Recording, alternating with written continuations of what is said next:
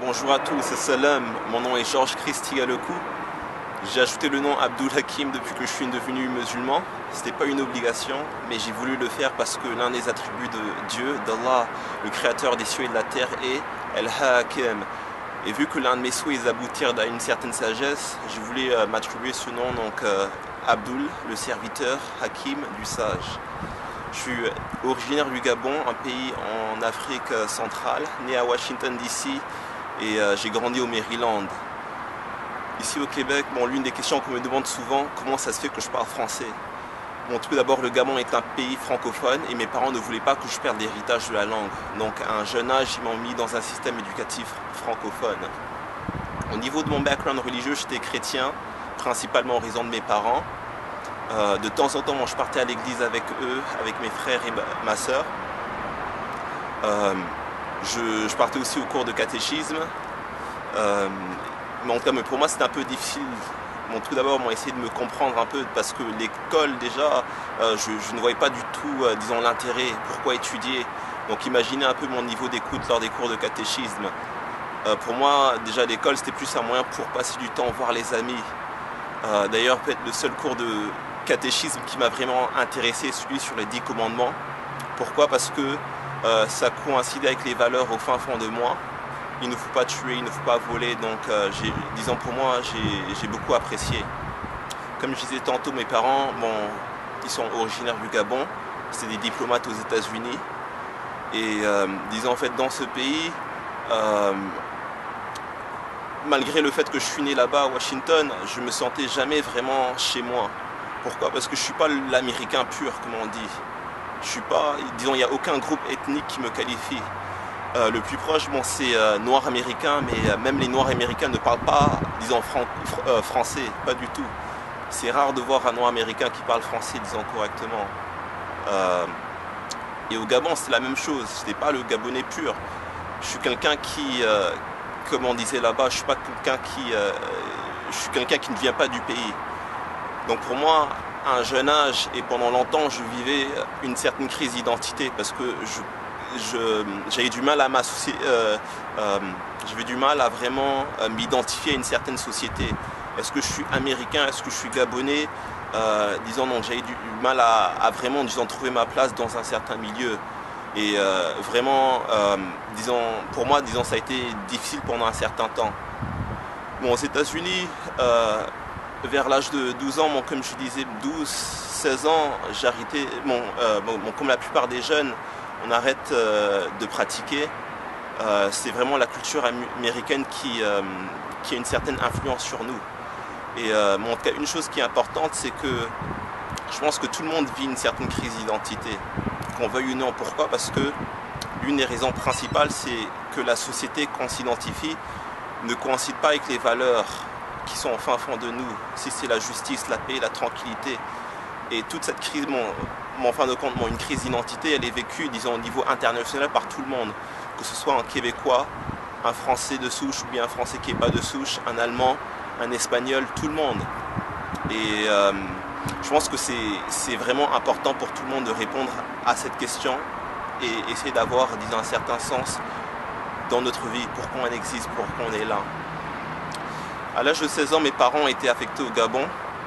Pas au Gabon, mais mes parents, à l'âge de 16 ans, ils ont été affectés au Maroc, après une longue carrière aux États-Unis. Le Maroc est un pays majoritairement musulman. Quand j'étais là-bas, disons, au niveau de mon lycée, la plupart des gens se qualifiaient de musulmans, mais en tant que tel, la plupart ne faisaient pas la prière. Et disons, ça c'est quelque chose qui est un peu dommage parce que pour quelqu'un qui ne connaît pas, disons, la religion, qui ne connaît pas, disons, l'islam, il y a des choses qu'on pense que ça fait partie de la religion, comme par exemple le fait de ne pas prier. Donc dans mon lycée, je dirais peut-être 95% des personnes ne priaient pas. Mais je me rappelle, durant le ramadan, presque tout le monde jeûnait, disons, dans le lycée. Donc pour moi, j'ai jamais vraiment assimilé le ramadan comme une fête, comme une religion, comme faisant partie de la religion. Pour moi, le ramadan, c'était plus vu comme une fête nationale.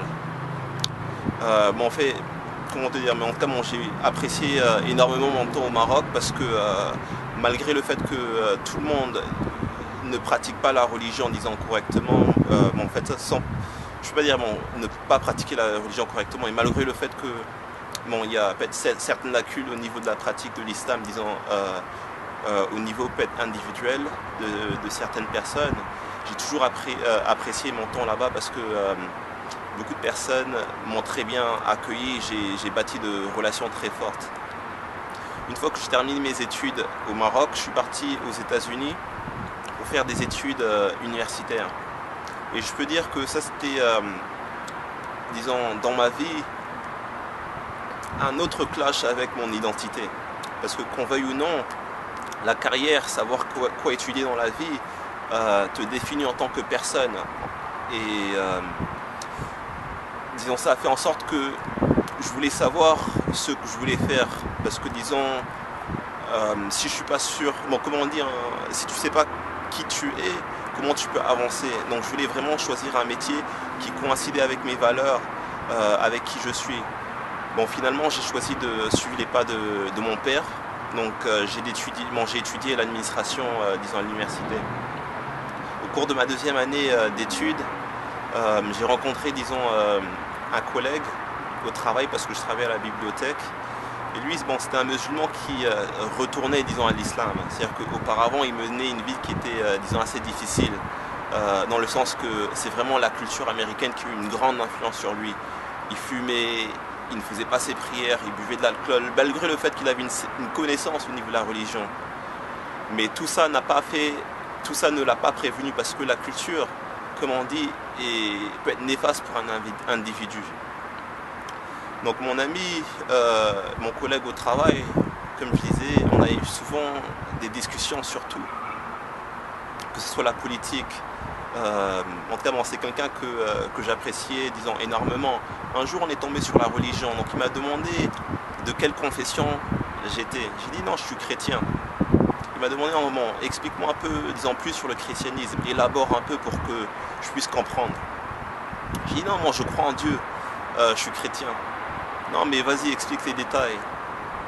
En tout cas pour moi, j'avais pas une bonne compréhension de la religion, en tout cas du christianisme. Déjà parce que si c'est auparavant, moi je ne suivais pas en cours. Et même au niveau de la notion de Trinité, il m'a demandé de définir et j'ai eu du mal à lui expliquer comment Jésus est le Dieu, le Fils de Dieu, bon, le Saint-Esprit aussi. Bon, toute cette notion-là, il y a beaucoup de pasteurs qui ont du mal. Donc quand il me posait ces questions, ça a laissé énormément de doutes dans mon cœur et je comprenais, disons, à l'instant même que je ne connaissais pas le christianisme, je ne connaissais pas la religion et je ne pouvais pas lui mentir. Mais bien sûr, je lui ai caché la vérité. C'est-à-dire que bon, je ne lui ai pas dit que je ne comprends pas ce que tu me demandes, mais je ne répondais pas. Bon, le temps a fait en sorte que, bon, suite à ce questionnement, suite aux discussions qu'on a eues, le frère, il a pris du temps à me donner un pamphlet avec un CD. Et il a insisté sur le fait que je lise, disons, ce document. Donc je me rappelle, la première journée, il me disait, Georges, est-ce que tu as lu le document que je t'ai donné? Je disais, non, je ne l'ai pas encore lu. Deuxième journée, même chose, est-ce que tu as lu le document? Non, je ne l'ai pas lu. Troisième, bon, je me suis dit, bon, vu qu'il insiste, je vais lire le document pour qu'il arrête de me saouler un peu, parce que, disons, ça devenait un peu trop. Donc je me rappelle, je suis rentré chez moi, j'ai ouvert mon sac, j'ai ouvert le pamphlet, j'ai vu la définition. Un musulman, c'est quelqu'un qui se soumet à Dieu, Allah, dans la recherche de la paix. Juste en lisant cette définition-là, ça m'a touché, parce qu'il y avait une connexion qui était directe avec le Créateur. Quand j'ai vu d'autres définitions, l'islam, c'est la soumission à Dieu dans la recherche de la paix. Un musulman, c'est quelqu'un qui se soumet, ça aussi, ça m'a frappé. Le lendemain, mon travail, on s'est vu, il m'a demandé, bon, le document, est-ce que tu as lu? Ouais, j'ai dit, bon, effectivement, je l'ai lu, c'était très intéressant.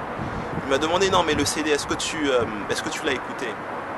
Donc, même chose, bon, vu qu'il a insisté, je me suis dit, bon, je vais écouter le CD pour savoir ce qu'il en est. Je me rappelle, je suis parti dans la salle informatique de l'université où j'étais. J'ai écouté le CD, c'était The Purpose of Life par Khalid Yassine. Donc, dans ce CD, Bon, le conférencier, dans un premier temps, il explique comme quoi le monde n'est pas écrit au hasard. Par la suite, il explique l'importance des religions dans la vie. Parce que beaucoup de personnes vont te dire je peux faire ce que je veux. D'ailleurs, en philosophie, je me rappelle, on définissait la liberté, c'est faire ce que je veux sans nuire à autrui. Mais le problème avec cette définition-là, c'est que si tout le monde définit la liberté, c'est-à-dire que si moi je définis la liberté comme je la conçois, toi aussi tu la définis comme tu la conçois, est-ce qu'on est vraiment libre? C'est-à-dire que ta liberté peut me nuire, donc ce qui fait en sorte que, disons, la notion elle est incorrecte. Par la suite, le conférencier, il explique, bon, il donne une analyse, disons, comparative des différentes religions, le christianisme, le judaïsme. Et une fois que j'ai écouté ce CD, en tout cas pour moi, ça m'a frappé et j'ai trouvé, en tout cas pour moi, une certaine vérité au niveau de l'islam, parce que pour moi, j'ai vraiment ressenti que c'était un message qui était authentique et qui coïncidait avec les valeurs, c'est-à-dire que je suis là parce que je me considère soumis à Dieu, pas n'importe qui, et je cherche une paix et le bonheur pour tout le monde, c'est sûr. C'est sûr que suite à ce cheminement-là, j'avais, si vous voulez, une certaine lumière dans mon cœur. Mais le lendemain, le frère, il m'a demandé si j'étais prêt à faire le prochain pas. C'est-à-dire que, est-ce que j'étais prêt à vraiment, disons, accepter l'islam comme religion. Donc le prophète, sallallahu alayhi wa sallam, que la paix et bénédiction soient sur lui, il disait, bon, ce que tu reçois dans le cœur, il ne faut pas avoir peur de le dire par la bouche, puis le montrer par les actions, par les gestes, par la façon de faire, par les actes.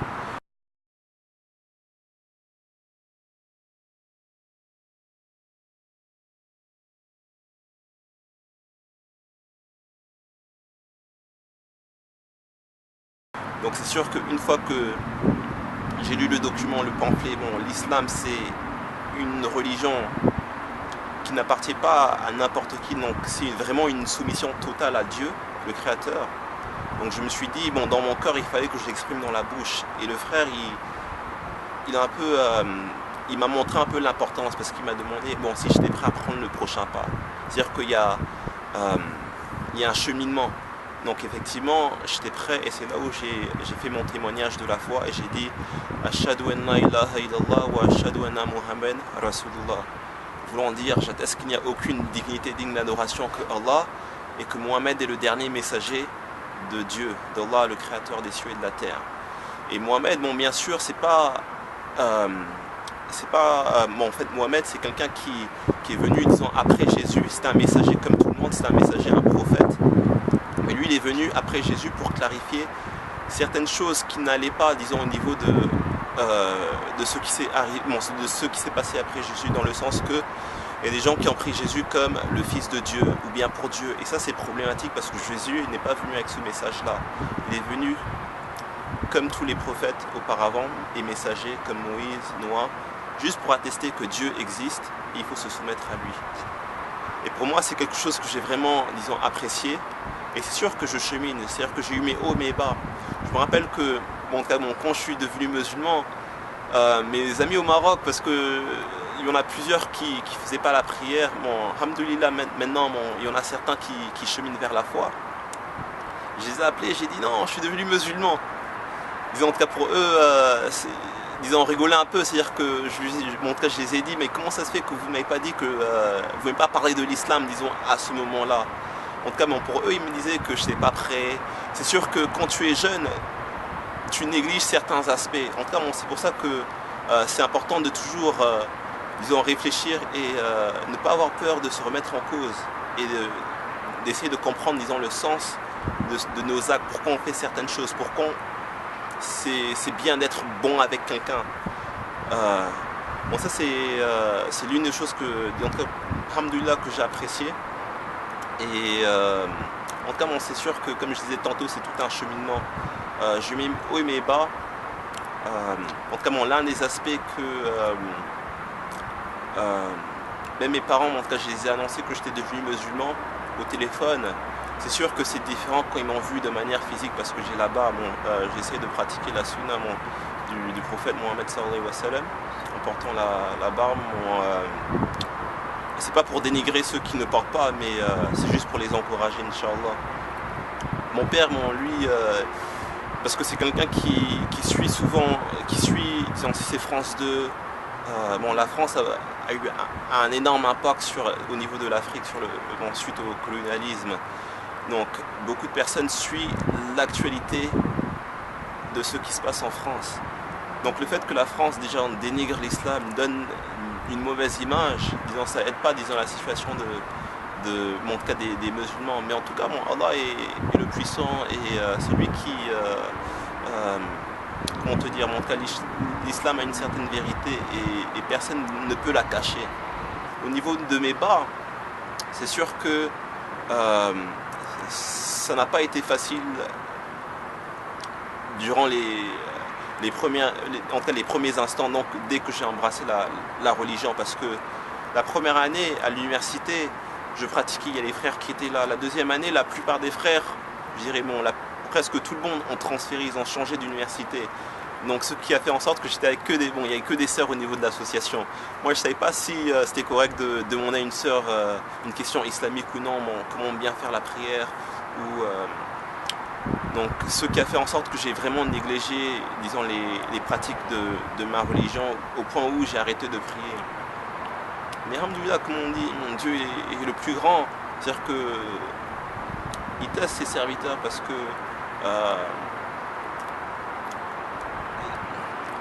en tout cas, un individu, un musulman, ne va pas croire sans être éprouvé, disons, éprouvé et, disons, passer des épreuves. Allah, il nous teste pour savoir qui sont les vrais serviteurs ou non. Effectivement, j'ai eu certaines épreuves dans ma vie au point où j'ai dormi 2 nuits dans un abribus, je ne savais pas où partir. On me disait, auparavant, les frères, ils me disaient que la mosquée était ouverte 24 heures sur 7. Donc une fois que, disons, j'étais dans la rue, je ne savais pas où partir. Première direction, c'est de partir à la mosquée, voir, chercher refuge, disons, en tout cas, parce qu'on me disait que c'était ouvert, donc je me disais que c'est un bon moyen, notamment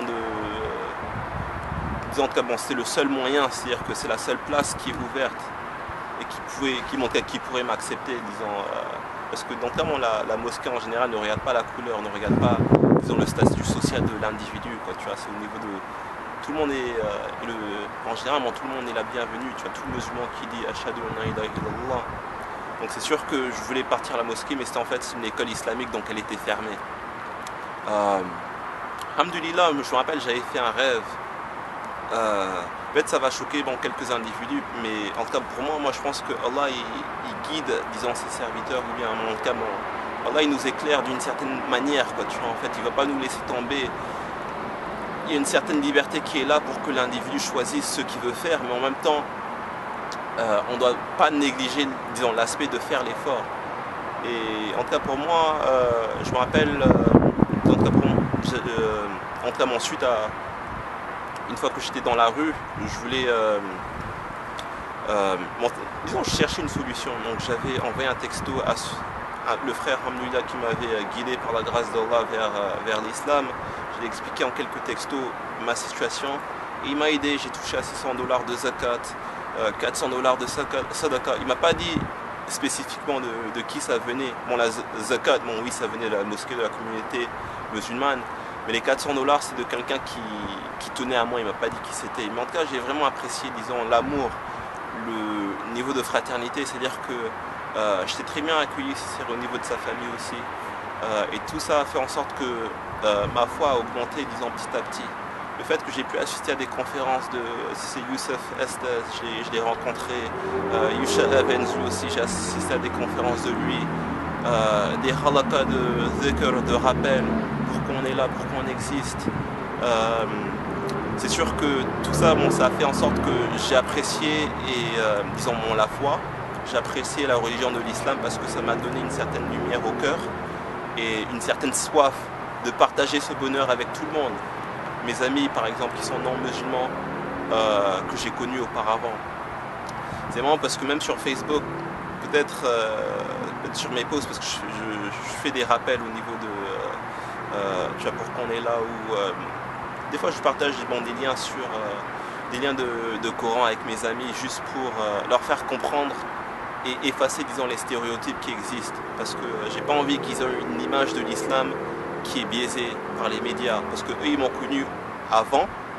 C'est-à-dire qu'avant que j'étais musulman, ma soeur, mes frères. Donc j'ai vraiment envie de, Inch'Allah, tu vois, de les partager, disons, un islam qui est assez, disons, authentique, sans stéréotypes. Mais après, effectivement, c'est à eux de décider. Non, je ne peux pas forcer, disons, quelqu'un. Ma soeur, je l'aime toujours. Mes parents, eux tous, je les aime. Ils ne sont pas musulmans, mais disons, je vis avec. Mais je ne vais pas les forcer à accepter la religion. Non, au contraire, c'est leur choix. Mais moi, j'espère seulement que, en tout cas, bon, toute personne qui écoute, disons, en tout cas, mon témoignage, ou bien toute personne qui m'a connu, disons, en fait, comprend et comment dire, prennent un peu de temps pour réfléchir, pour méditer. C'est-à-dire que les choses éphémères dans la vie viennent et ils viennent et ça vient et ça part, ça vient et ça part. Donc c'est important de vraiment, disons, méditer et de penser pourquoi on est là. Parce que, en fin de compte, disons, la vie, disons, si on est là juste pour s'amuser, juste pour satisfaire nos désirs, aller dans les restaurants, s'amuser, aller en boîte de nuit, écouter la musique, rigoler avec les amis, et ça s'arrête là, ou bien avec les filles, je vois pas l'intérêt de pourquoi continuer sa vie si c'est juste qu'à faire ça. C'est-à-dire qu'il faut avoir un objectif final. En tout cas, merci encore pour avoir écouté, disons, mon témoignage. Pour moi, ça me fait plaisir de partager, disons, mon cheminement, parce que, comme on dit, on peut tous apprendre une certaine expérience. C'est-à-dire que mon expérience n'est rien comparé à plusieurs personnes qui vivent peut-être d'autres épreuves, ou bien qui ont vécu plus longtemps que moi, qui ont plus, qui ont plus d'expérience, qui ont passé plus de temps. Mais j'espère que, en tout cas, mes amis, bon, tout d'abord parce que c'est mes amis, ma famille, toute personne qui écoute puisse en bénéficier. Inch'Allah, comme j'ai dit, nous en tant que musulmans, on n'a pas de haine, on ne dénigre pas les autres religions, on les apprécie. Mais malheureusement, ce qui est un peu, disons, dommage, c'est que les gens qui ont hérité une certaine religion ne se remettent jamais en question, ou bien très difficilement, ou bien ils acceptent des choses telles qu'elles sont sans se poser des questions. Et ça, c'est dommage, parce que je pense qu'on nous a donné un certain cerveau pour réfléchir, pour méditer, pour